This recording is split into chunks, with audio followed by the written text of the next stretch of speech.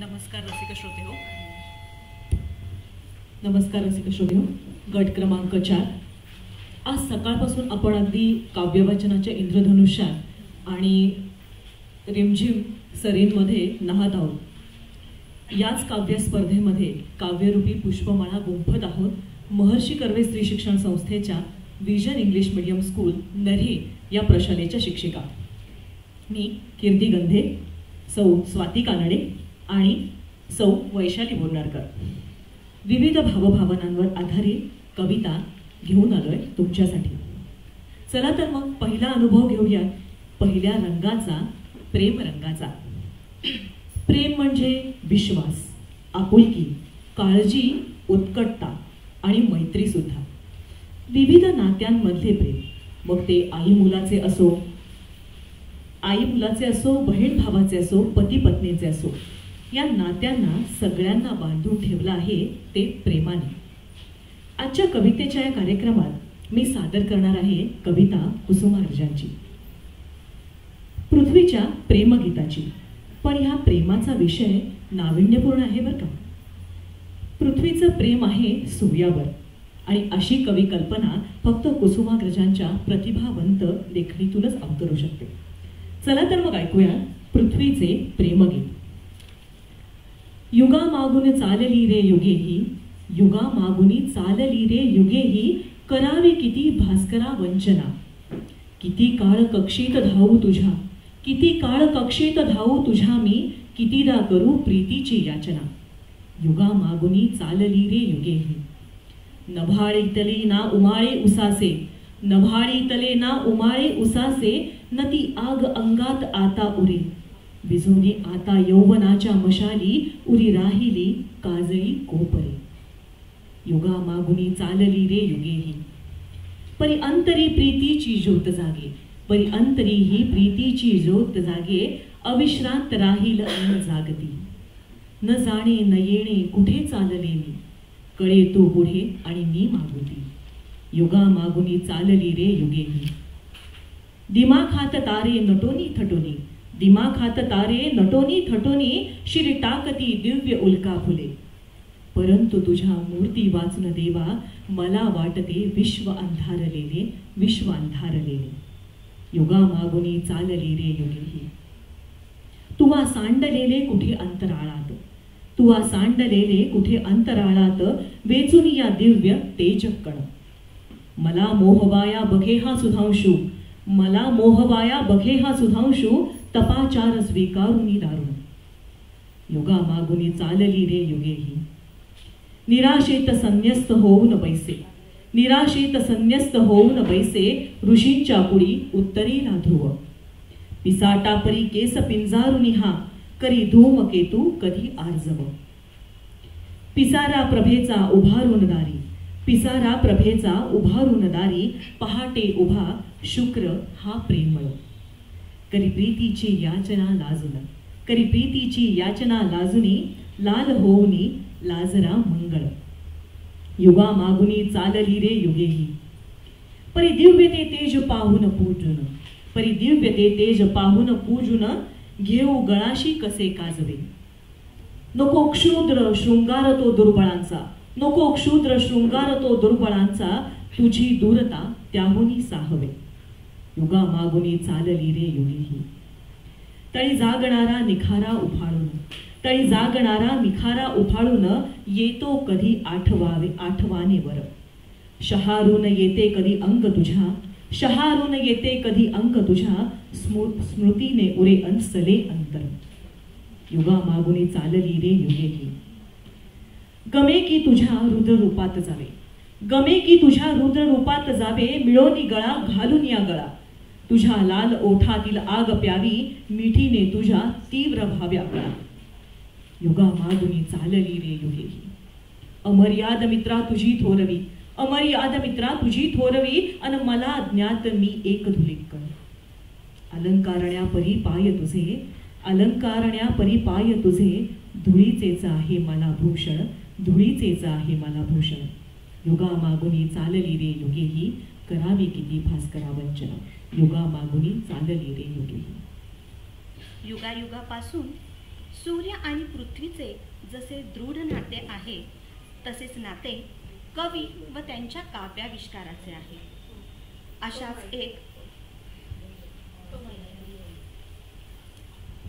अशाच एक रसिकप्रिय कवयित्री म्हणजे शांताबाई जनार्दन शेळके. लेखिका, प्राध्यापिका, गीतकार, बालवाङ्मयकार अशा विविध साहित्य प्रकारांवर हुकूमत असणाऱ्या त्या प्रतिभावंत कवयित्री होत्या. त्यांनी स्वतःच्या कवितांमधून स्वतःला शोधलं आणि त्या संदर्भातून जग जाणून घेण्याचा प्रयत्न केला. निसर्गाविषयी त्यांना विलक्षण ओढ होती. निसर्गातील अनेक छटा त्यांनी आपल्या कवितांमधून व्यक्त केल्या आहेत. त्यातीलच त्यांच्या जिव्हाळ्याचा विषय म्हणजे पाऊस. सादर करते आला पाऊस मातीच्या वासात ग. आला पाऊस मातीच्या वासात ग, मोती गुंफित मोकळ्या केसात ग. आभाळात आले काळे काळे ढग, आभाळात आले काळे काळे ढग, धारा कोसळल्या निवे तगमग. धुंद दरवळ धरणीच्या श्वासात ग, आला पाऊस मातीच्या वासात ग. कोसळल्या कशा सरीवर सरी, कोसळल्या कशा सरीवर सरी, थेंब थेंब करी नाच पाण्यावरी.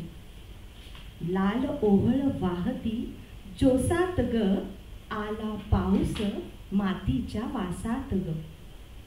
लिंबोळ्यांची रास कडुलिंबाखाली, लिंबोळ्यांची रास कडुलिंबाखाली, वारा दंगा करी जुई शहारली. चाफा झुरतो फुलांच्या भासात ग, आला पाऊस मातीच्या वासात ग. झाडावरी मुके पाखरांचे थवे, झाडावरी मुके पाखरांचे थवे, वीज लाल निळी कशी नाचे लवे. तेजाळते उभ्या अवकाशात ग, आला पाऊस मातीच्या वासात ग. वीज कडाडता भय दाटे उरी, वीज कडाडता भय दाटे उरी, एकली मी इथे सखा राहे दुरी. मन व्याकुळ सजनाच्या ध्यासात ग, आला पाऊस मातीच्या वासात ग, आला पाऊस मातीच्या वासात ग.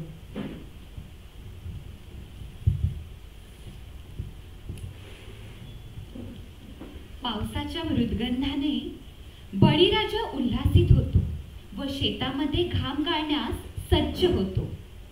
जनजागृती करणे हे कवितेचे एक महत्त्वाचे कार्य आहे असे कविवर्य वसंत बापट मानत असल्यामुळे राष्ट्रीय संकटाच्या, दुःखाच्या व देशातील विविध जन आंदोलनांच्या प्रसंगी त्यांनी आपली संवेदनशील प्रतिक्रिया आपल्या कवितेतून व्यक्त केली आहे. सर्व माणसे निसर्गाची लेकरे आहेत. श्रमिकांमध्ये माणुसकीचे नाते अभंग असल्यामुळे त्यांच्यामध्ये कोणताही प्रकारचा भेदभाव नसतो. आभाळाची आम्ही लेकरे या कवितेतून कवी वसंत बापट यांनी माणुसकीची भावना वर्णिली आहे. आभाळाची आम्ही लेकरे काळी माती आई, जात वेगळी नाही आम्हा धर्म वेगळा नाही. श्रमगंगेच्या तीरावरती कष्टकऱ्यांची अमुची वसती, श्रमगंगेच्या तीरावरती कष्टकऱ्यांची अमुची वसती. नाव वेगळे नाही आम्हा गाव वेगळा नाही.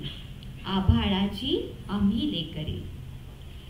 इमान आम्हा एकच ठावे, घाम गाळूनी काम करावे.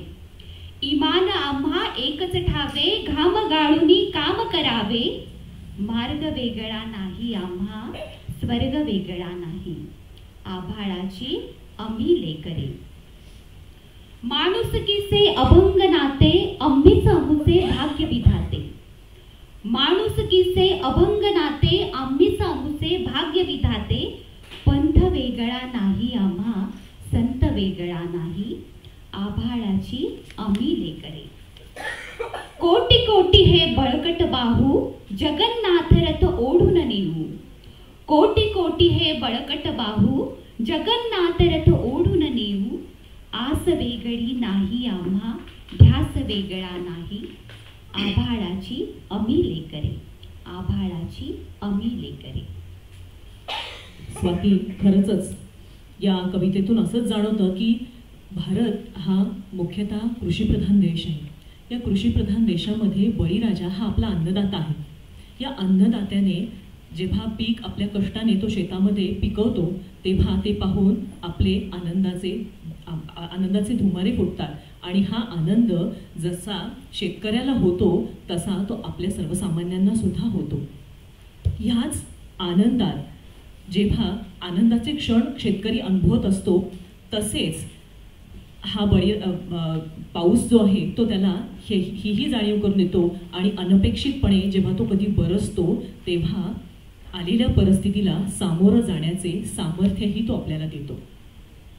अशीच एक वेगळी भावना की ज्या भावनेतून आपण समाधानी राहावं ही भावना त्याच्यातून दिसणार आहे. ही कविता या कवितेतून आपल्याला सहज गुण या कवितेतून हे कळणार आहे. सहज फुलू द्यावे फुला, सहज फुलू द्यावे फूल, सहज दरवळावा वास. अधिक काही मिळवण्याचा करू नये अट्टाहास. सुवास पाकळ्या पराग देठ फूल इतकेच देते ग्वाही. सुवास पाकळ्या पराग देठ फूल इतकेच देते ग्वाही. अलग अलग करू जाता हाती काहीच उरत नाही. 2 पावलांपुरते जग तेच अखेर असते खरे. 2 पावलांपुरते जग तेच असते खरे. हिरवीगार हिरवळ तीच त्यांच्या पुढे काय उरे. पुढे असते वाळवंट फक्त करडे रेताळ आणि भयाण. निर्वात पोकळीमध्ये अशा गुदमरून जातात प्राण. फूल खरे असेल तर सुवास तोही आहे खरा. फूल खरे असेल तर सुवास तोही आहे खरा. वाळू इतकाच खरा आहे वाळू मधला खोल झरा. वाळू मधला खोल झरा. थेंबामध्ये समुद्राची जर पटते सहज खूण. थेंबामध्ये समुद्राची जर पटते सहज खूण. सुंदराचा धागा धागा कशासाठी घ्यावा उकलून. कशासाठी घ्यावा उकलून. कीर्ती, अशाच अनुभवांच्या शिदोरीसह माणूस जेव्हा मोठा होतो तेव्हा त्याला जाणीव होते आपल्या माणसांची. अन पडताळातल्या वस्तूतही शोधत राहतो जुन्या खुणा, जुन्या आठवणी. जेव्हा 2 पुरुष भेटतात तेव्हा विषय निघतो तो गाडीचा. व जेव्हा 2 स्त्रिया भेटतात तेव्हा विषय निघतो तो साडीचा. पैठणी ही तर साड्यांची महाराणी. पैठणमध्ये तयार होणारी शिवकालीन साडी. साजिरी रूपगर्विता लावण्याची खणी. साजिरी रूपगर्विता लावण्याची खणी. शोभली नाजूक ही पैठणी. फुलगुनी पिसारा मोर नाचरा पदराच्या वरी. बुट्टीदार कशिदाकारी शोभला रंग अंजिरी. शोभला रंग अंजिरी. प्रतिभा संपन्न कवयित्री शांता शेळके यांनी आपल्या आजीच्या आठवणी पैठणी या कवितेत गुंफल्या आहेत. सादर करतीये शांता शेळके यांची पैठणी ही कविता. फडताळात एक गाठोडे आहे. त्याच्या तळाशी अगदी खाली जिथे आहे जुने कपडे, कुंच्या, टोपडी, शेले, शाली. त्यातच आहे घडी करून जपून ठेवलेली एक पैठणी. त्यातच आहे घडी करून जपून ठेवलेली एक पैठणी. नारळी पदर, जडी चौकडी, रंग तिचा सुंदर धानी. माझी आजी लग्नामध्ये हीच पैठणी नेसली होती. माझी आजी लग्नामध्ये हीच पैठणी नेसली होती. पडली होती साऱ्यांच्या पाया. पडली होती साऱ्यांच्या पाया. हाच पदर धरून हाती. पैठणीच्या अवतीभोवती दरवळणारा सूक्ष्म वास. पैठणीच्या अवतीभोवती दरवळणारा सूक्ष्म वास. ओळखीची अनोळखीची जाणीव गूढ आहे त्यास. धूप कापूर उदबत्त्यातून जळत गेले किती श्रावण. धूप कापूर उदबत्त्यातून गेले किती श्रावण, पैठणीने जपले एक तन एक मन. खस हिन्यात माखली बोटे पैठणीला केव्हा पुसली, शेवंतीची चमेलीची आरास पदरामागून हसली. वर्षामागून वर्षे गेली, संसाराचा सराव झाला. वर्षामागून वर्षे गेली, संसाराचा सराव झाला. नवा कोरा कडक होत एक मऊपणा ल्याला. पैठणीच्या घडीघडीतून अवघे आयुष्य उलगडत गेले. पैठणीच्या घडीघडीतून अवघे आयुष्य उलगडत गेले. अहेवपणी मरण आले, आजीचे माझ्या सोने झाले. अहेवपणी मरण आले, आजीचे माझ्या सोने झाले. कधीतरी ही पैठणी धरते मी उरी कवरून, कधीतरी ही पैठणी धरते मी उरी कवरून. मऊ रेशमी स्पर्शामध्ये आजी भेटते मला जवळून. मधली वर्षे गळून पडतात, मधली वर्षे गळून पडतात. कालपटाचा जुळतो धागा. पैठणीच्या चौकड्यांनो आजीला माझ्या कुशल सांगा, आजीला माझ्या कुशल सांगा. पाहिलं, पैठणीसारख्या एका साध्या विषयाच्या मदतीने आजीच्या आठवणीचे पदर शांताबाईंनी किती सहजपणे उलगडले. खरंच शांताबाई म्हणजे साधेपणातील संपन्नता. शांताबाई म्हणजे मराठी साहित्यातील कोहिनूर हिरा. शांताबाईंच्या कवितेतून आठवणींचे वेगवेगळे पैलू आपल्याला पाहायला मिळतात. आजोळच्या वाटेवर किंवा आठवण कविता याचे उत्तम उदाहरण आहे. आठवण कवितेत त्या म्हणतात, कधी आठवण लपलेली असते वसंतातल्या गुलमोहरात, तर कधी ती लपलेली असते सागराच्या अथांग निळाईत, तर कधी ती लपलेली असते बहरलेल्या चैत्र पालवीत. बोलण्यातला ओघ आपल्या शब्दात आला पाहिजे हे आचार्य अत्रेंचे बोलणे त्यांनी कायम लक्षात ठेवले. आपल्या शब्दांनी त्यांनी प्रत्येक कविता समृद्ध केली. शब्दांविषयी बोलताना त्या म्हणतात, शब्दांना शब्द भेटतीलच असं नाही, शब्दांना शब्द भेटतीलच असे नाही, शब्दांनी शब्द पेटतीलच असेही नाही. माझ्या कवितेतून चाललेला हा माझा आणि जगाच्या संदर्भात चाललेला शोध कधी संपेल असं वाटत नाही.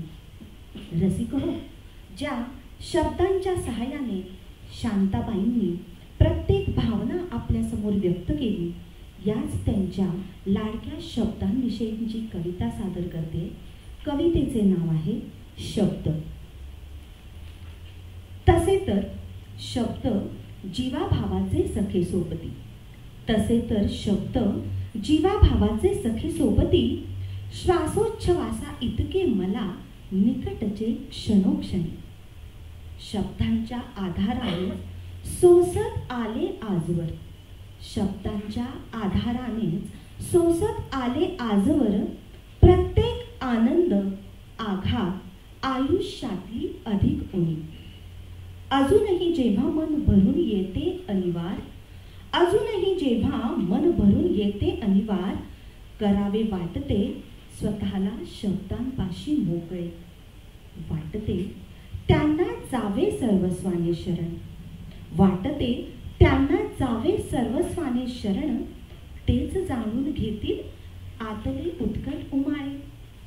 तरीही तरीही शब्द हाताळताना असते सदैव साशंक, तरीही शब्द हाताळताना असते सदैव साशंक. त्यांच्या सूक्ष्म नसा भोवती धगधगणारा जाळ, काळीज चिरीत जाणाऱ्या त्यांच्या धारदार कडा, काळीज चिरीत जाणाऱ्या त्यांच्या धारदार कडा, ज्या अवचित करतात विद्ध रक्तबंबाळ. मी तर कधीचीच शब्दांची, मी तर कधीचीच शब्दांची, ते कधी होतील माझे. त्यांच्याशिवाय कुठे उतरवू हृदयावरचे अदृश्य ओझे, त्यांच्याशिवाय कुठे उतरवू हृदयावरचे अदृश्य ओझे. श्रोतेहो, जगण्यातल्या खऱ्या भावना आपल्या शब्दांमधून अजरामर करणाऱ्या अशा या अष्टपैलू मराठी साहित्यिकांना आमचे विनम्र अभिवादन. धन्यवाद.